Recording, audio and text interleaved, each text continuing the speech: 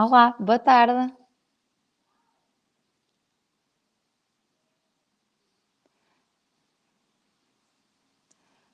Não sei se me estão a ouvir.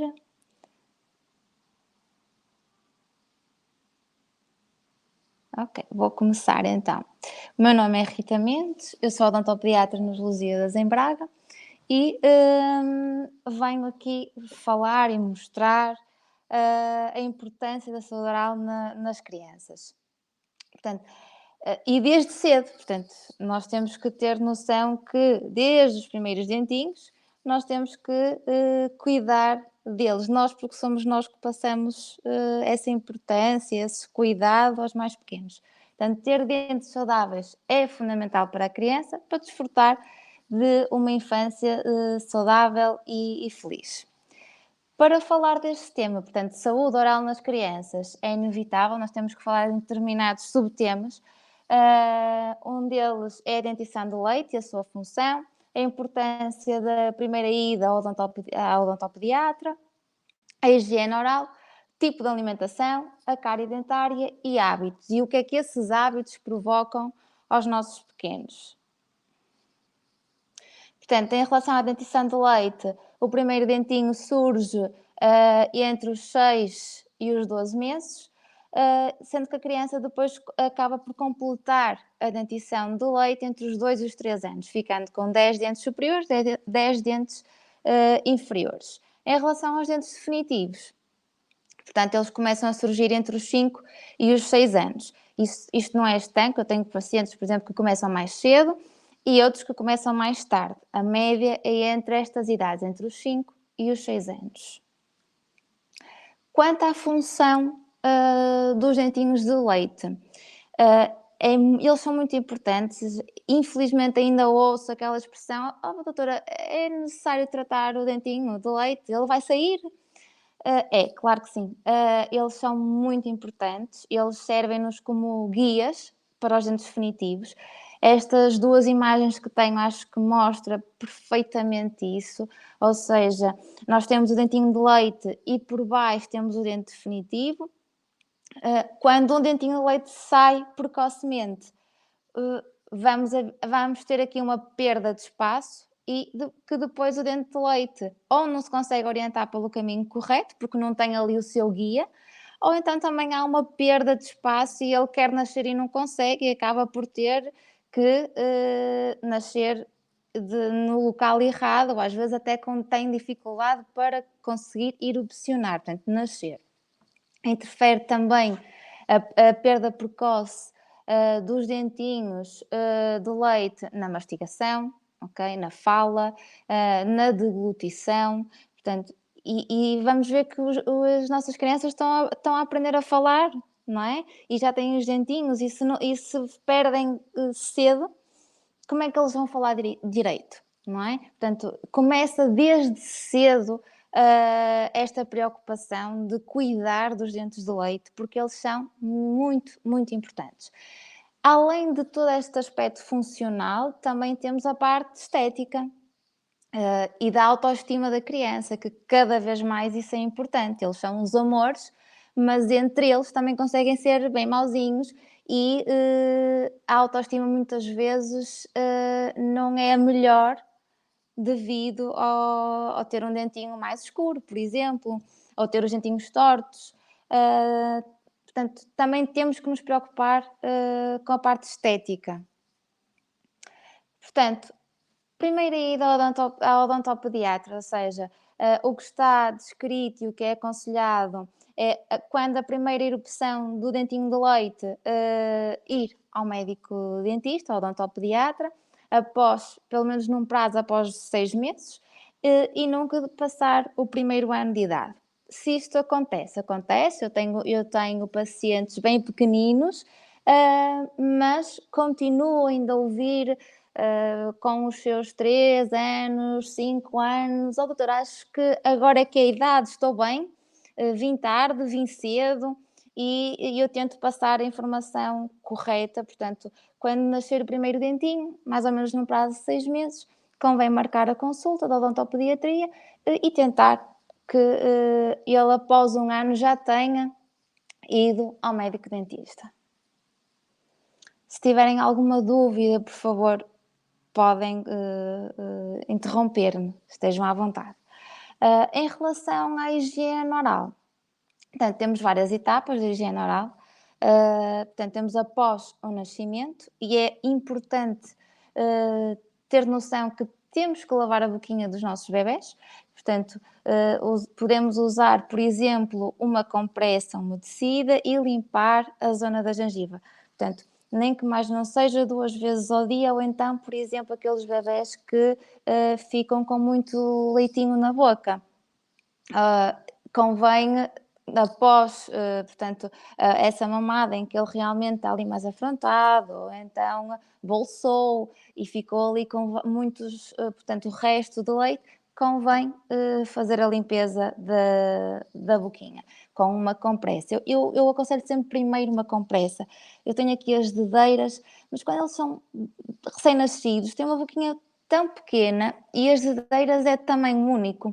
Portanto, e às vezes os dedos, os nossos dedos não são propriamente pequeninos, ou à medida da boquinha deles, e torna-se ali algo grande e desconfortável para o bebê. Acho que é mais simples, numa fase inicial, usar realmente a compressa e depois começar então aí usar estas dedeiras que tem aqui na imagem, são de silicone, são bastante moles, não magoa, ok? Pode ser colocado, por exemplo, na máquina de lavar louça, ok? E numa fase em que começa a surgir até os dentinhos, até serve para aliviar aquele desconforto. Portanto, acabamos por estar ali também com estas cerdas de silicone que são muito pequeninas e não magoam, são muito macias. Conseguimos estar ali a massajar, que é para aliviar o mal-estar do bebê. Depois entramos na fase portanto, da erupção dos primeiros dentinhos. Tem estas escovas, por exemplo, em forma de banana, são muito anatómicas, ou seja, o bebê consegue pegar, ter uma boa pega na escova e conseguir ele estar ali quase como um mordedor. E estas escovas podem, por exemplo, ser colocadas no congelador e isso vai aliviar aqueles sintomas que surgem quando começam os primeiros dentinhos a nascer. E depois surge o primeiro dente e às vezes os pais dizem, doutora, só um dentinho, continuo com a dedeira, por exemplo. Não, surge o primeiro dentinho, passamos para a escova. Eu posso dar até um exemplo pessoal da minha pequenita. Nunca, por exemplo, passou por estas escovas de silicone. Portanto, ela foi da compressa, da dedeira, para este tipo de escova. Esta escova é muito boa, eu gosto muito desta escova, porque tem uma parte ativa muito pequenina, ou seja, mesmo quando estamos nós a pegar na escova para escovar os dentinhos ao bebê, sabemos que não podemos passar muito para além da parte ativa. As cerdas são muito macias, a cabeça é muito pequenina e o formato da escova é vantajoso, porque o bebê quando pega parece que já o ensinaram a pegar na escova, porque ele pega logo bem, coloca logo ali o polegar e consegue ganhar uma boa destreza. E além das cerdas tem uma zona para coçar as gengivas, ou seja, ora ele está a escovar, ora está a massajar as gengivas, são ótimas. Aconselho bastante este tipo de escova. Normalmente o que está, portanto, preconizado entre os 0 e os 2 anos, mas há miúdos que têm uma boquinha muito pequenina e eu aconselho até que pode passar perfeitamente, se der bem com a escova, mais 1 ou 2 aninhos, não há problema nenhum.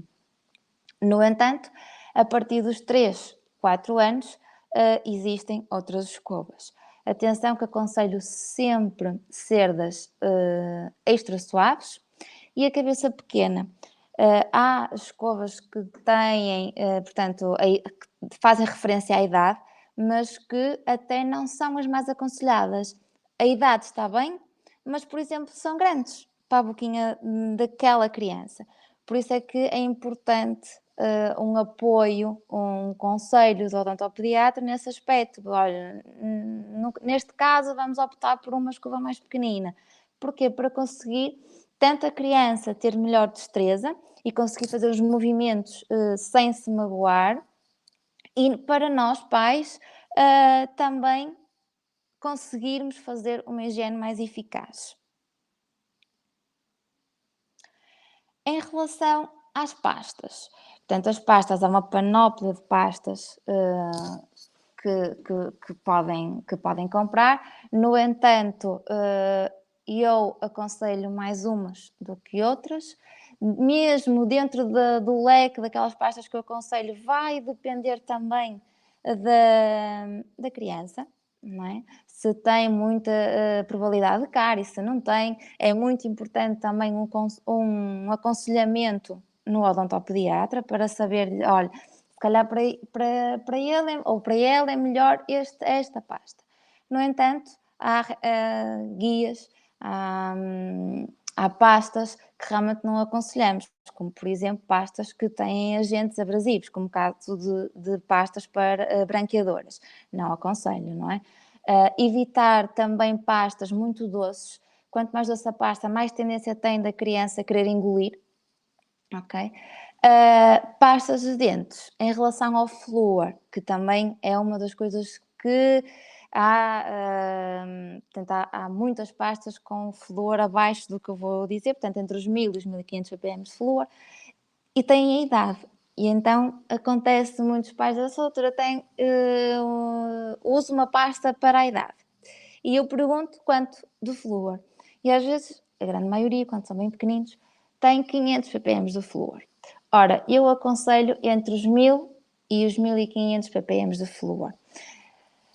Isto vai depender também se a criança ainda engole bastante a pasta ou não, e portanto, dar uma informação correta, passar uma informação correta aos pais. Uma delas não é a criança que põe a pasta na escova. Tem que ser sempre um adulto. Porquê? Se estamos a usar, mesmo com pastas de menos flúor, mas principalmente nestas, tem que ser só um bocadinho de pasta. Não é estar a encher ali a escova. Portanto, é só mesmo um bocadinho. Tem que ser os pais ou o adulto que estiver ali para fazer a higiene oral da criança a colocar a pasta na escova. Em relação entre os 1000 e os 1500 ppm de flúor e o engolir o flúor, é certo que engolir o flúor em excesso não é aconselhado de todo, mas desde que se saiba a quantidade da pasta colocada na escova e haja uma orientação correta por parte do odontopediatra para com os pais, esse problema acaba por deixar de existir. Porque é importante haver um equilíbrio, ou até mesmo uma vantagem dentro da boquinha. E o que está descrito é que nós conseguimos um equilíbrio com os 1000 ppm de flúor. Equilíbrio em quê? Remineralização e desmineralização do esmalte. Ou seja, nós queremos uma remineralização do esmalte para evitar o aparecimento da cárie, que é através da desmineralização.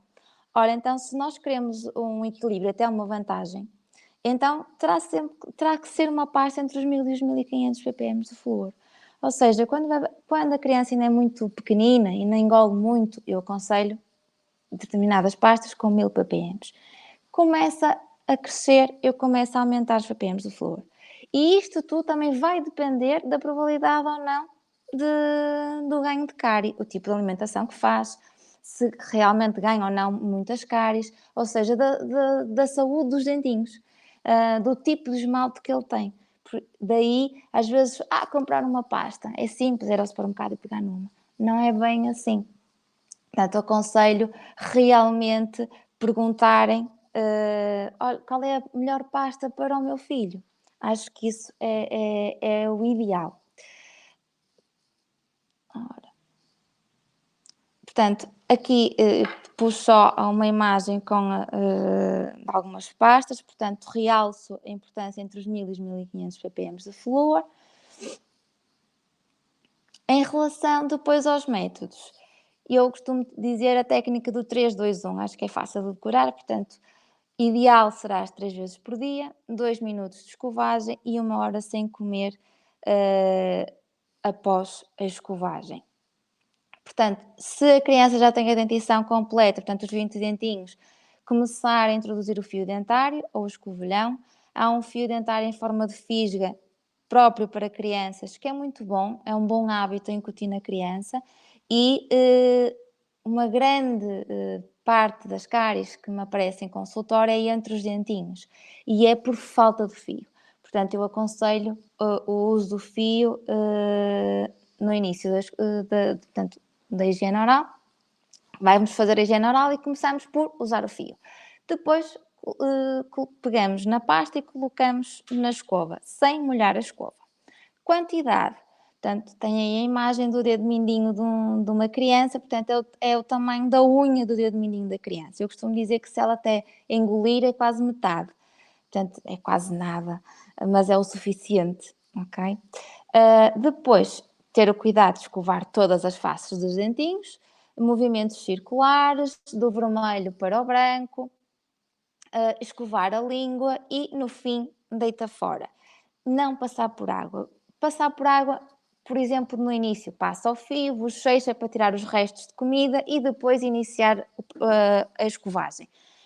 Para quê? Que é para não estarmos a diluir ainda mais a pasta que aquilo que a saliva já diluiu. Portanto, que é para aquilo que ficar, ficar a atuar. Nós temos a parte química, a parte mecânica nós fizemos com a escovagem, a parte química vai ser a pasta e os componentes que ela tem, que vai nos ajudar e ter uma vantagem para uns dentinhos bem lavados e protegidos.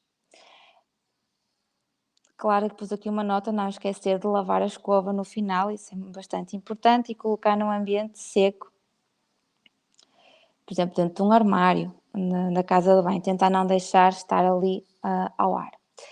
Quanto ao escovar sozinhas os dentes, assim, o que está descrito aí entre os 7 e os 9 anos, já poder escovar sozinhos. No entanto, há um estudo muito engraçado que há miúdos com 7 anos com muita destreza, mas há miúdos com 7 anos que não têm destreza nenhuma. Há adultos que não têm muita destreza. Portanto, eu costumo dizer aos meus pequenos, quando tu conseguires escrever o teu nome em linha reta e apertar os atacadores de olhos fechados, então já podes escovar sozinho. Acho que são 2 exemplos fáceis para ter noção da destreza da criança para escovar sozinho. E claro que mesmo aí convém sempre que os pais deem uma espreitadela a ver se está tudo bem. O ato da escovagem. Há pais que têm dificuldade, não sei se é o caso de alguém que esteja a ver, que os filhos não gostam de escovar os dentes. Então, eu costumo dizer que não tem que ser, por exemplo, na casa de banho. Se eles querem estar na sala, pode escovar na sala. O ir para a cama, estava com muito sono, não escovei os dentes, portanto, desta passou. Não, então vamos escovar na cama, não tem mal nenhum. Portanto, ele está na cama, põe a pasta na escova e cospe um guardanapo o excesso e já está ótimo. É preferível do que não lavar os dentinhos porque estava com soninho ou porque se esqueceu e já está na cama e não se quer levantar. Portanto, é importante simplificar o ato da escovagem e tentar fazer em família também, ou seja, de forma num ambiente divertido. Acho que é fundamental até para a criança começar a gostar e ela, se estes hábitos começarem cedo, elas vão querer imitar e se virem os pais a escovar vão querer fazê-lo. Acho que tem que ser incentivado. Em relação à alimentação, também é muito importante, eu tenho um cuidado na consulta de também tentar perceber o tipo de alimentação dos meus pequenos, até para tentar também entender o porquê, por exemplo, de às vezes terem muitas cáries ou a determinado tipo de problema, a ver se pode ser derivado do tipo de alimentação que tem. Porquê? A alimentação interfere no desenvolvimento dentário, na integridade das gengivas e mucosa, força óssea, na prevenção e condução de doenças da cavidade oral. Portanto, ela realmente faz toda a diferença e interfere bastante nos dentinhos. Por exemplo, uma dieta rica em hidratos de carbono fermentáveis, vai diminuir, por exemplo, o pH da boquinha e aumentar o processo, portanto, o desencadear do processo de desmineralização, logo a formação de cárie. E isso nós não queremos, portanto, tentar evitar ou consumir o menos possível alimentos ricos, por exemplo, em açúcar, em hidratos de carbono fermentáveis. O próprio forma do alimento, ou seja, se é líquido, se é sólido ou, por exemplo, uma dissolução mais lenta, também vai, portanto, alterar e vai ter consequências nos dentinhos pela duração da exposição do alimento ao dente, não é? E ao dente, na cavidade oral, ou seja, até pela uma autolavagem, ok? Nós fazemos uma autolavagem, saliva, língua, e se for, por exemplo, alimentos muito pegajosos, torna-se mais difícil, não é tão eficaz, está ali mais tempo a fermentar, a ficar mais ácido e lá está o processo de desmineralização mais uma vez. Portanto, é importante saber que portanto, diferentes tipos de alimentos têm diferentes tipos de consequências nos dentinhos. E então é dividida em 3 tipos de alimentos: os cariostáticos, os cariogénicos e os anticariogénicos. Os cariostáticos são alimentos que não contribuem para a cárie dentária, ou seja, os restos destes alimentos que permanecem na boca não promovem a produção de substâncias ácidas. É o caso da carne, peixe, os ovos, portanto, os laticínios não açucarados, hortaliças, entre outros. Os cariogénicos, a palavra é fácil de entender, portanto, são aqueles que realmente favorecem o aparecimento de cáries dentárias, que é o caso do pão, de bolos, bolachas, doces. Por exemplo, as bolachas e o pão ficam muito retidos no dentinho e fica ali aquilo a fermentar vai a um aumento da acidez da boquinha, portanto, são bastante cariogénicos. E os anticariogénicos, que são os alimentos que têm, para além de um efeito cariostático, portanto, enquadra-se no primeiro tipo de alimento, também têm uma ação protetora em relação à cárie dentária. Pronto. Há também o consumir em conjunto determinados alimentos pode ajudar a caragenicidade de um deles, ou seja, imaginemos, estamos a comer o pão. Um pão com queijo, por exemplo, é menos cariogénico que um pão com manteiga. Então também podemos ajustar por aí. Ok? Por exemplo, consumir em conjunto o leite ou o queijo com alimentos mais cariogénicos ajuda ou seja, a tamponar o pH, ou seja, ajuda que o pH não fique tão ácido, logo vai ser vantajoso para a cavidade oral. Portanto, e entramos na cárie. Estive a falar que há uma ligação direta entre a alimentação e a cárie e estamos agora no tema da cárie dentária, que se pode expressar de diferentes formas, as imagens dão para ver. Portanto, desde cavidades, por exemplo, a primeira imagem aqui no negro são cáries já inativas, a última imagem que tem o dentinho só ali com umas lesões na zona, portanto, na parte vestibular, na parte de fora do dentinho, são também cáries. Às vezes os pais dizem: doutora, tenho aqui umas manchinhas brancas, e essas manchinhas brancas muitas vezes pode ser uma cárie que nós chamamos de cárie pré-cavitária, ou seja, não tem a cavidade, mas já é uma cárie. E então convém intervir, que é para tentar inativá-la. Às vezes nós não temos que mexer propriamente nela, conseguimos quimicamente inativar a cárie, desde que seja descoberta inicialmente, seja avaliada, identificada, e agora vamos então fazer um tratamento para tentar que ela não desenvolva mais do que isto e que a gente não tenha que mexer. Portanto, lá está, mais uma vez é importante uma rotina, um controle dos dentinhos da criança. Faço sempre, quando falo deste tema da cárie, aqui uma chamada de atenção. Estudos sugerem que a mãe ou o pai, ou familiares mais próximos, neste caso é mesmo a mãe, a principal fonte da infecção e porque é que está mais direta com o bebê, ou seja, os beijinhos, o bufar para a comida, o provar a comida. Agora já não vejo tanto, mas cheguei a ver mais a limpar a chupeta com a boca. Isso de todo que é desaconselhado. Realmente a saliva é o principal veículo através do qual ocorre esta transferência e é de evitar. Portanto, beijinhos na boca, partilha de objetos e não fazer, porque estamos a ajudar os nossos pequenos a não ter cáries, ou pelo menos a preveni-las. E prevenir é a chave. Como? Como da mesma forma, disto que eu tenho dito aos poucos, ou seja, uma boa higiene oral, uma correta higiene oral, limitar a quantidade de alimentos doces ou pegajosos, não compartilhar colheres ou outros utensílios, o não soprar a comida, não dar os beijos na boca, ter uma alimentação saudável e lá está, consultar o odontopediatra regularmente, até para se conseguirmos evitar às vezes o desenvolvimento de cáries mais profundas. Quanto aos hábitos, temos vários, e a chupeta, o chuchar no dedo, roer as unhas, a sucção do lábio, a interposição da língua, o colocar objetos na boca, tudo isso vai provocar alterações na cavidade oral.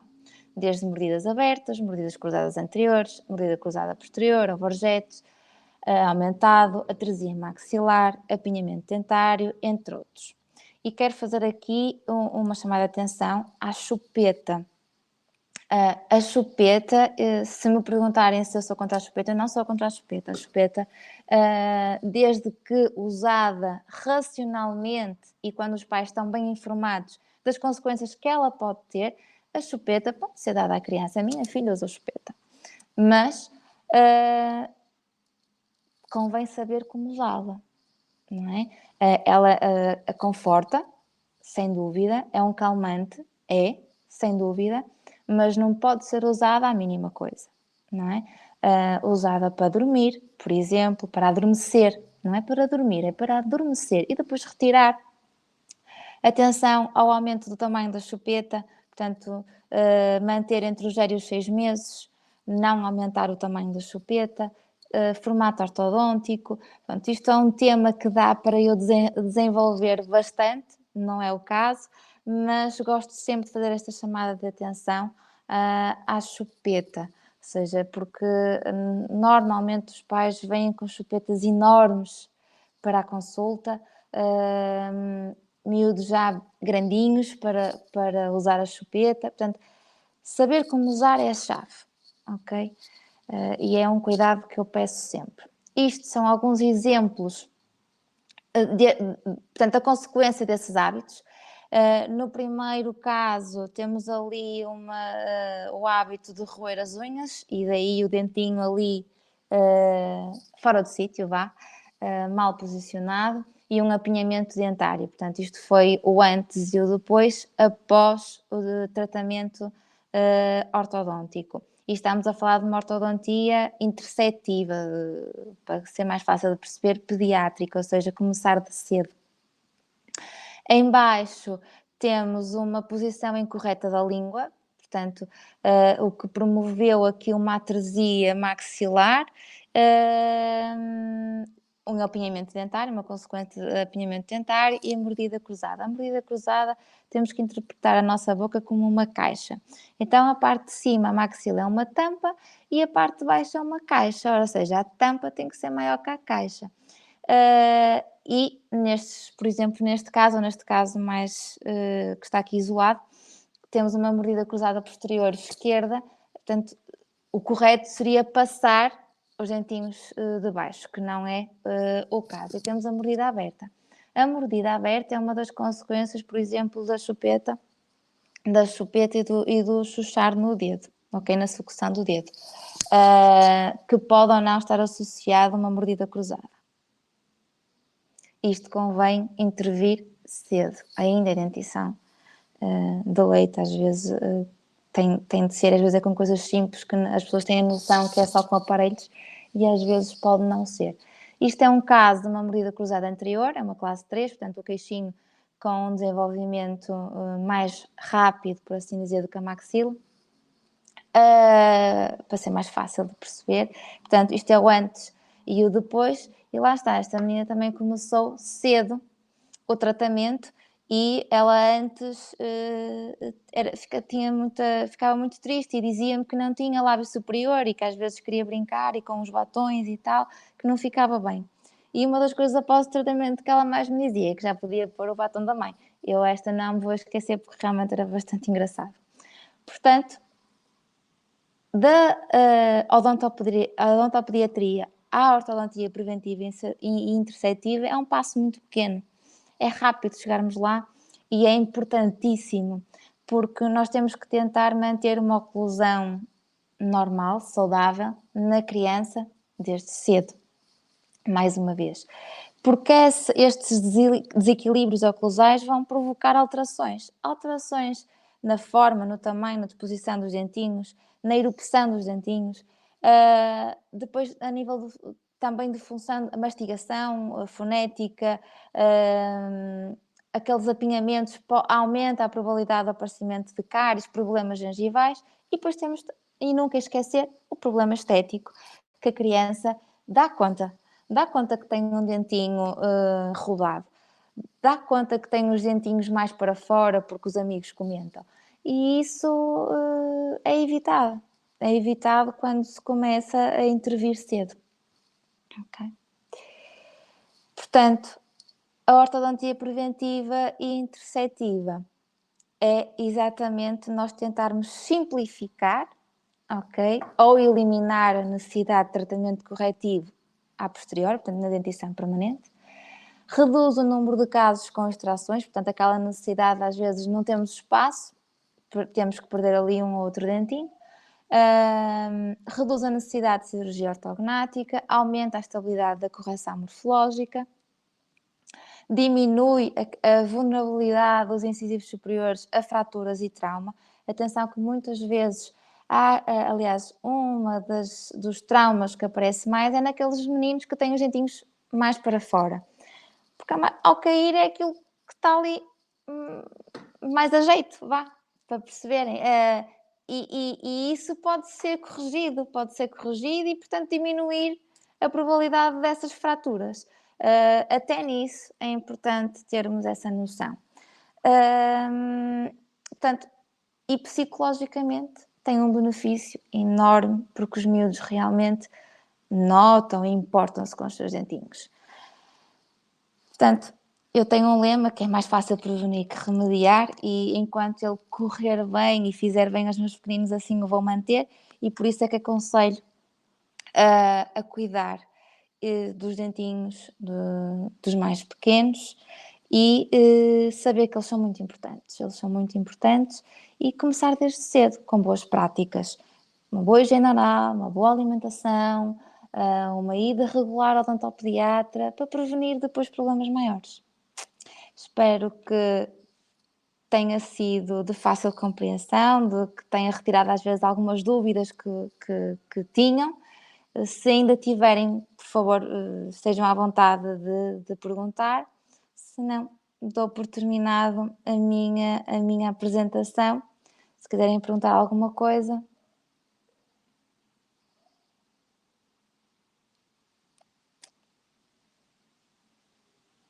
Ora, acho que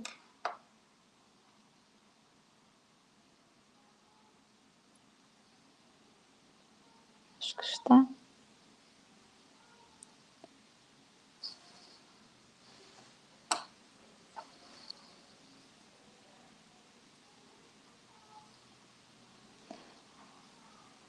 Bom, não há dúvida, eu agradeço a todos que estiveram aqui um bocadinho comigo.